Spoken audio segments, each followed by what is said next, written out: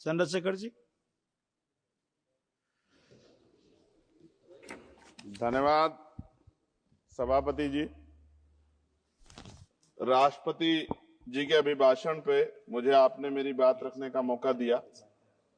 मैं जातिगत जनगणना से शुरुआत करूंगा जिसकी देश को जरूरत है, क्योंकि जनगणना होगी तो आंकड़े आएंगे तो जो बजट दिया जा रहा है वो सही तरह से लोगों तक पहुंच पाएगा, उस बजट का लोगों को फायदा होगा। दूसरी बात, अयोध्या में 3 दिन तक पुलिस ने कार्रवाई नहीं की। इसका खामियाजा एक बेटी को अन्याय के रूप में उठाना पड़ा और मुख्यमंत्री जी यहां खड़े होकर राजनीतिक स्पीच में उस बेटी के अपमान का तमाशा बना रहे थे। ये बहुत दुखदाई है।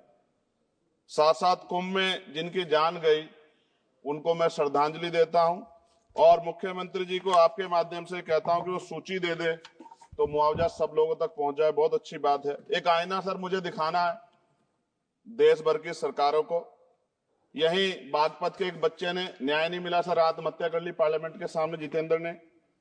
परभनी में बाबा साहब अम्बेडकर के स्टैचू तोड़ी गई सर, वहां सोमनाथ सूर्यवंशी को पुलिस ने मार दिया सर। यहां पंजाब में सर, अमृतसर में बाबा साहब अम्बेडकर की प्रतिमा पे किस तरह का अपमान किया गया। गोरखपुर में 2 दलित बच्चों की हत्या हुई सर। सूरत में एक दलित बच्ची को फीस ना चुका कारण अपमानित किया गया, उसने सुसाइड कर लिया सर। झुंझुनू में राजस्थान में एक बच्चे की पिटाई की गई मटकी छूने पे सर दोबारा।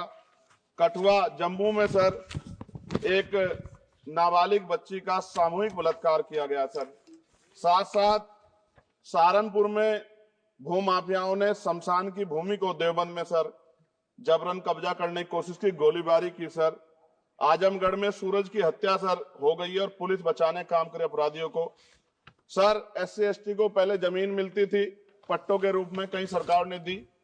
उन जमीनों को पहले तो दबंगों ने कब्जा के रखा और अब उन जमीनों को सरकार भी छीन रही है सर।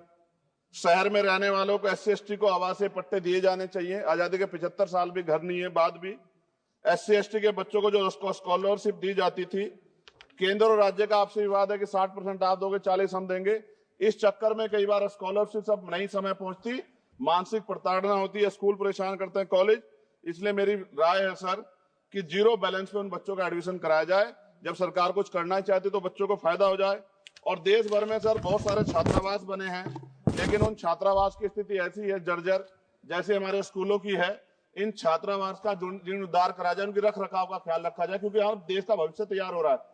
और ऐसी हालात सर स्कूलों की है, स्कूलों के हालात आप देश भर में, मैं उत्तर प्रदेश से आता हूँ, जाके देखोगे नगीना क्षेत्र में सर अगर स्कूल गिर जाएगा किस दिन बहुत बड़ा हादसा हो जाएगा, कोई पूछने वाला नहीं है सर। बात OBC समुदाय की जाए सर, OBC समुदाय को वक्त आ गया है कि विधानसभा और लोकसभा में आरक्षण जो है सर मिलना चाहिए, जो उनकी पर्याप्त संख्या यहाँ लोकसभा में और सभी स्टेटों की विधानसभा में आ पाए, जो सामाजिक समानता की दिशा में जरूरी कदम है। OBC को भी SC/ST की तरह सर प्रमोशन रिजर्वेशन मिले। OBC आरक्षण में जोड़ा गया सर असंवैधानिक है, क्रीमी लेयर उसको खत्म किया जाए। सरकारी स्वायत्त संस्थानों में भी सरकारी विभागों के समतुल्य पदों को चिन्हित किया जाए तथा उनकी समतुल्यता स्थापित की जाए, ताकि इन संस्थानों में कार्यरत OBC कर्मचारियों के बच्चों को भी आरक्षण का लाभ मिल जाए। सर पत्रकार सुरक्षित नहीं है। पत्रकार मुकेश चंद्राकर की सर भ्रष्टाचार के खिलाफ आवाज उठाने पर हत्या की गई सर। कौन पत्रकार ईमानदार से पत्रकारिता करेगा। किसानों को MSP की कोई लीगल गारंटी नहीं। एक बड़े किसान है दल्लेवाल जी, 69 दिन से सर जीवन और मौत के बीच आमरण अनशन पे है कि अब तक किसी दिन उनकी जान चल जाए। सरकार को संज्ञान लेना चाहिए। सर माइनॉरिटी की बात करूंगा, धार्मिक आस्था की बात है, हम तो सभी का सम्मान करते हैं क्योंकि हमने शपथ ली है, हम संविधान को मानने वाले लोग हैं। लेकिन सर बड़ौत में भगवान आदित्यनाथ निर्वाण लड्डू पर्व के दौरान दुर्घटना हुई, 8 लोगों की जान चली गई, श्रद्धालुओं की 75 घायल है, सरकार ने संज्ञान नहीं लिया। अयोध्या की तरह उनको मुआवजा दे देते तो उनके मन में भी जो माइनॉरिटी है पीड़ा जो है वो खत्म हो जाती।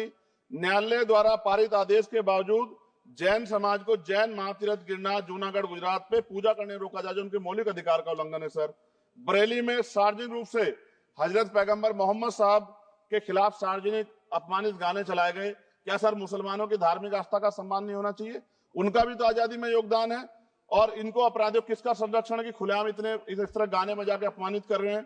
संभल की हिंसा में सर 74 लोगों की गिरफ्तारी हुई है और वहां के मुस्लिम डर के साए में है। सरकार बेगुनाहों की गिरफ्तारी बंद करे। महाराष्ट्र में सर चंद्रपुर जिला पड़ता है, मैं अभी गया था, तालुका चिमूर में ताडोबा फॉरेस्ट में संग्रामगिरी पहाड़ पर बौद्ध स्थल है सर, बहुत पुराना।